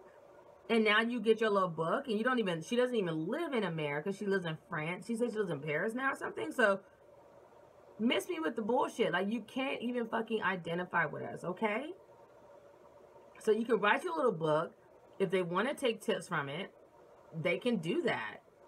I told my fiance I might check it out because I'm a person who always feels that I can always work on improving myself. No one is ever finished with improvement.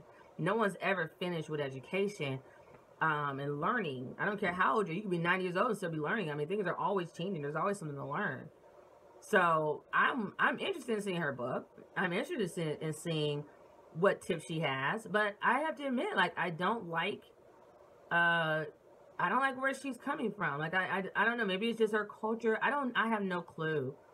But it's something she always, every time I have to interact with her, like I think I've actually spoken to her on Facebook in the comments. I want to say we went back and forth, but I don't think we were arguing. But it's just every time I talk to this lady, she's very like, I'm better than you. I'm being condescending, whatever. She says she speaks 5 languages. I'm not even sure why that matters. Like, we're talking about black feminism and some other stuff, and now we're talking about, now we know that she speaks 5 languages. Like, I'm just like, okay, that's great. You know, like, you know, people, let's put these statistics out there. Black women are the largest group of people in America that have college degrees.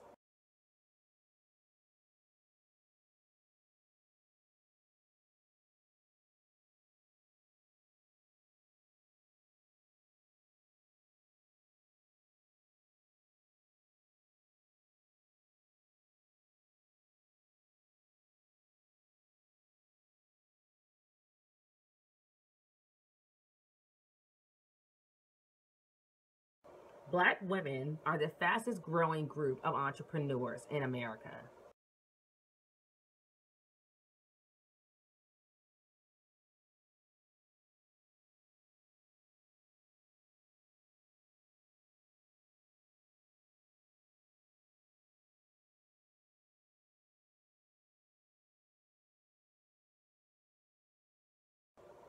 So you sit on that for a minute.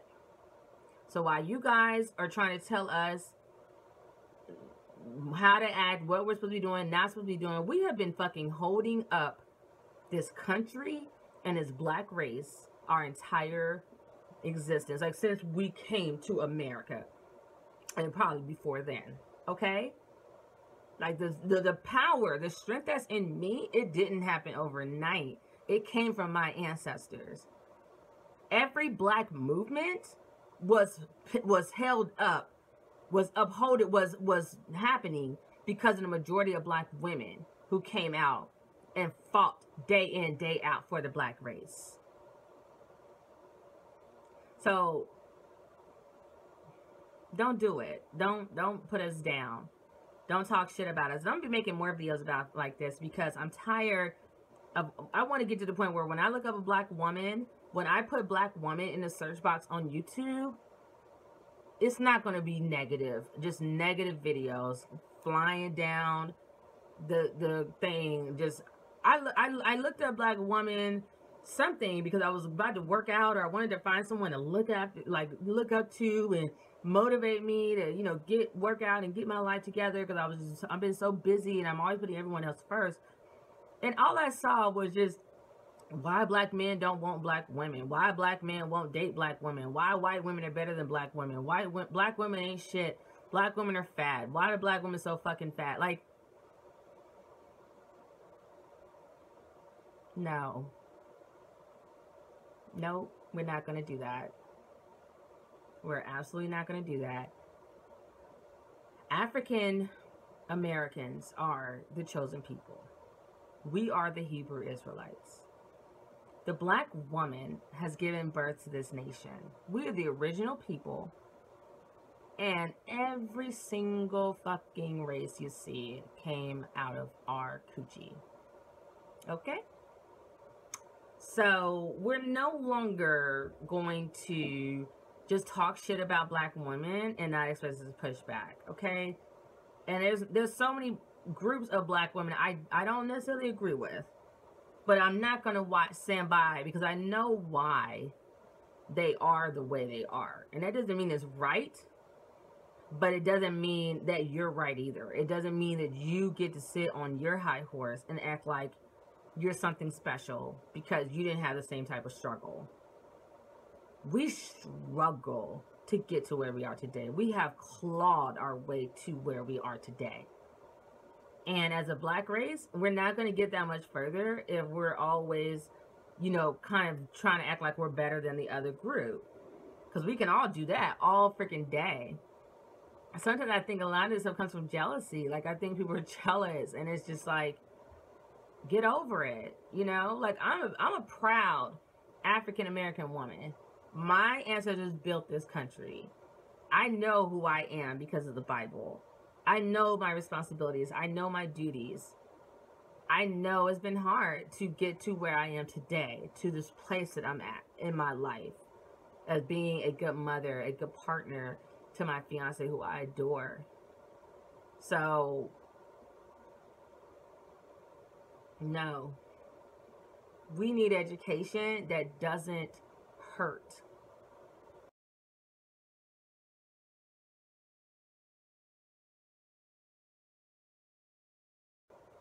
We need education that comes from a place of love. There is no more bashing, and I won't stand by. I won't stand by. I will spend the rest of my life fighting for the freedom of all my Black people.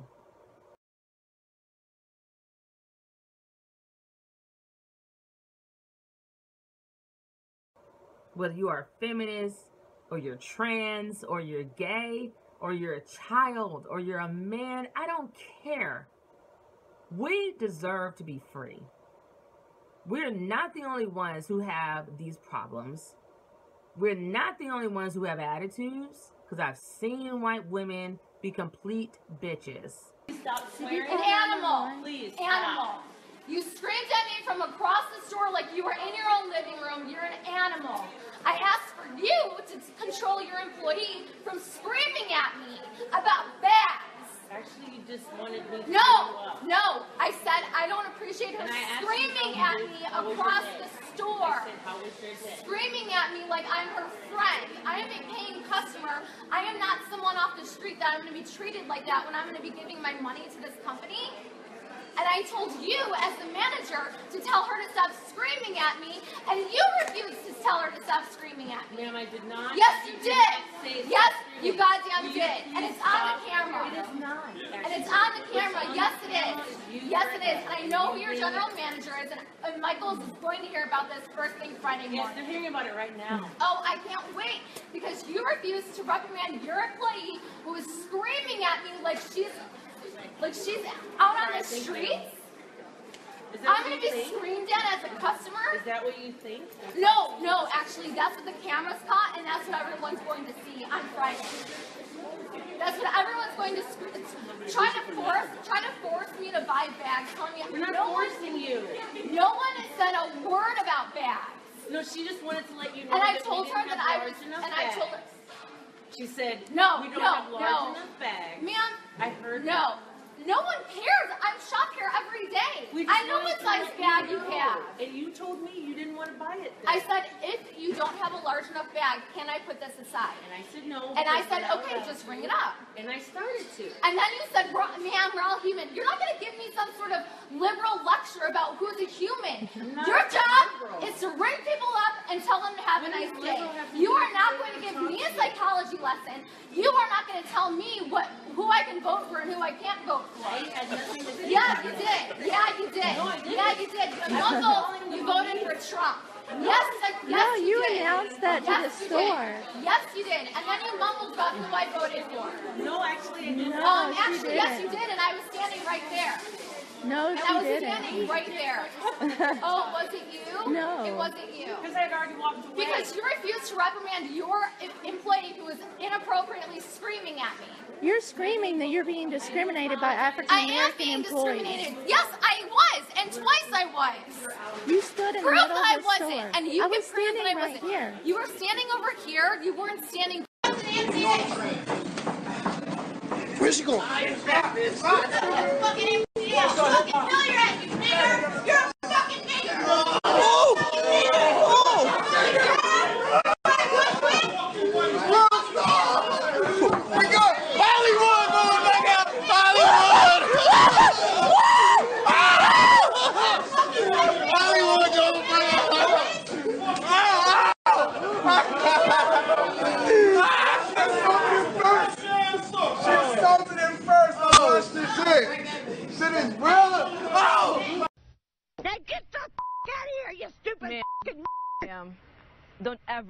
Don't you ever tell me. I told you who was dead. So don't stand there and tell me you don't know. Get out of here. One, you're gonna start going down. So what do you want to do? We keep going? Get the out of here. Ridiculous. You're gonna have to go. No, you're gonna... We're calling the police. We're calling the cops Good, on you. You shoot me too? Come on, right here. Time to come shoot me. Come on.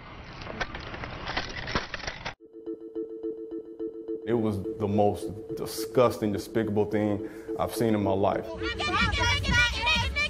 I mean, to have the fortitude to call somebody that and then do it on camera, because you know you're being recorded. She knocked my phone out my hand. They formed the wall to protect her. That did hurt. Y'all gonna let this happen? What type of people are y'all? You don't know me, man. The moment where what everybody saw that immediately disgusted them was when she spit. What did you call my wife? Give me your name, too. Give me your name. Honestly, at that point, kind of just went blank. If I were white, there would be no way possible that I would sit in company, any company, in my family, and have somebody called a nigger. It doesn't seem like everyone sees eye to eye with Maya Angelou. In The wife did not do anything. That lady immediately walked over and began to yell at us in all types of vile language. Krim says he and Cassie wanted to play a game of beanbag toss. Cassie picked up beanbags they thought Jessica Sanders was done using, and that's what caused Sanders to approach them. An encounter with 1 million views that captured what Krim says is the most blatant racism he's ever experienced. It's not like you were beat down. It's not like you lost a family member. It's a type of emotional distress that we've never really felt before. Well, I guess doing nothing is just as bad as altercation. We have the support of millions of people as we seek justice in this situation. Krim's taken his story to social media and said the positive support outweighs the hate mail, despite that being irrefutably offensive. And nobody wants to talk about that. They're horrible. They're horrible. And I've seen Asian women be assholes. I've seen Hispanic women be bitches. And then people say, oh, well, she's feisty, or she's fiery, or she's this, she's that. She's a bitch. She's a bitch. Just like you want to try to say, I mean, she's a bitch. Everybody has a point where they can get angry, and you don't want to see that. You know, if you push them enough, and all this other black women have to deal with. I mean, we're at the very bottom of the pile. We're oppressed by every race, and then the one group that we think we should be partnering with to get out of this oppression are black men. They're oppressing us as well. They sure as hell ain't helping us get out of anything. I mean, leaving your family to fend for themselves? How's that helping? And by the way, white men are the original deadbeat daddies. So let's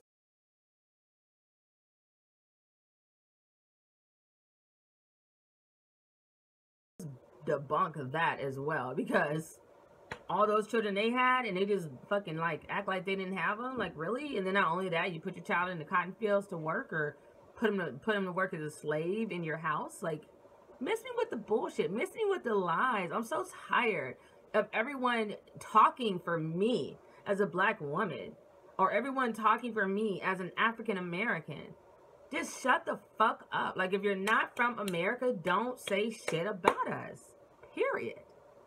Because I'm not talking about people in Africa. I'm not talking about people in Jamaica. I'm not talking about people in... And trust and believe, I see a lot of shit that can be fixed.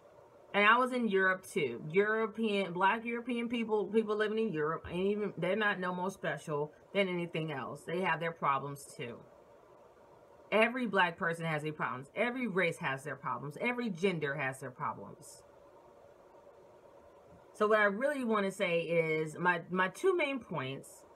If you're not African American, shut up about us, okay? Just period. Like, I personally don't want to hear shit you have to say about African Americans, because 9 times out of 10, you're fucking wrong. You're so off the beaten path of what the truth is, because half the people don't even know what the hell white supremacy is. They don't even know it exists. They don't know what the fuck racism is. So when you're coming in this country wondering why we won't get a job, how the hell are we lazy when we built the whole goddamn country? Jobs or whatever, you're probably getting a couple of jobs because you're not American. because they know you're from Africa, because they know you're from somewhere else. So you're probably getting some treatment that all the Americans, Black Americans, don't get. And you have no clue how this works, and so you're speaking of some shit that you know nothing about. So, anyways, we need to work on unity. Stop being divisive, stop being about division, and stop being condescending, and stop speaking on some shit you know nothing about. Period. You're on the outside looking in and speaking on something that you know nothing, you don't know our culture. That's the sad part that I'm realizing. People don't even fucking study. They refuse to read. They think we're free in America. They think it really is a post-racial society. Someone said they went to Africa and they were celebrating Independence Day. Like the black people are free. We're not free. Look up the movie 13. Watch the 13 documentary. We're still mass incarcerated at such a high rate, at such a high amount. To only be 13% of the population, why are we 90% of the damn the prison population? Why? So if you're not going to read a book and you're not going to educate yourself, don't say shit to me about an African American and what we should or should not be doing. We're going to figure out our own goddamn problems, because there's not, your stereotypes are full of crap, and every African American woman does not think the exact same way. I am not a black feminist. I'm not even considering myself, I guess you could say I'm a womanist. I do care about women's rights, I guess. But I'm black first. I'm black first. You know where I was this morning? While half of y'all was probably sleeping in and enjoying, getting over your hangovers. I was feeding the black community, the black people in DC. We were in MLK Avenue Southeast and Malcolm X Avenue Southeast. You can come out. We do it every single month. Our Feed the Hood. We have Sankofa study where we teach our children about their history. We have Saturday school where we teach our children. No, the Sankofa is more for like the adults, and we read a book and discuss the book. We have Saturday school. We have community meetings. We have internal meetings. We are working our asses off. The last thing African Americans are as a whole is lazy. The last thing we are as a whole is these group of women who hate their men, or these group of men who hate their women. Stop believing the fucking hype. Stop believing what you see on TV. Turn off the TV, because that's not us. That's white supremacy giving you these negative stereotypes because they want to make us look bad so we can stay divided or we can stay feeling bad about ourselves. Turn the fucking TVs off, read a book, educate yourself, and learn who the African American really is. So I'm done on that subject. I'm done. I want our people to be united. I mean, I'm done for the night. I'm not done on the subject, period, because I'm going to be making more videos. I promise you. I promise you. It's going to be a point where you guys are going to come to YouTube, and when you type in black woman, it's going to say my video all the way down. If I had to make every single video to block out all the noise, then so be it. I will not sit by another minute and watch Tommy Sotomayor or this other dude, his name's O'Shea Jackson or something. Like, I refuse to sit back and watch these idiots continue to speak for me. Continue to put their crap out, their rhetoric out about the black woman. Well, guess what? I am an African American woman, and I have spoken.